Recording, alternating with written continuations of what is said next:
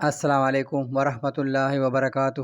حدیث نمبر ہے 1731، مشکوٰۃ شریف میں ہے۔ حضرت ابو ہریرہ رضی اللہ تعالی عنہ بیان کرتے ہیں، رسول اللہ صلی اللہ علیہ وآلہ وسلم نے فرمایا، اللہ تعالیٰ فرماتا ہے کہ جب میں اپنے مومن بندے کی اہل دنیا سے کسی محبوب چیز کو اٹھاتا ہوں اور وہ اس پر صبر کرتا ہے تو اس کی میرے ہاں جزا جنت کے سوا اور کچھ نہیں ہے۔ رواہ بخاری۔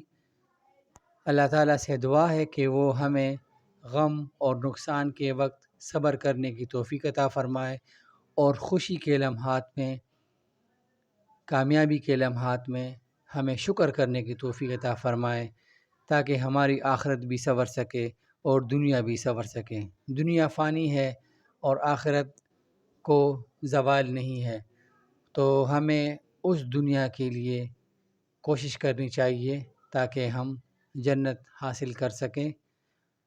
والسلام۔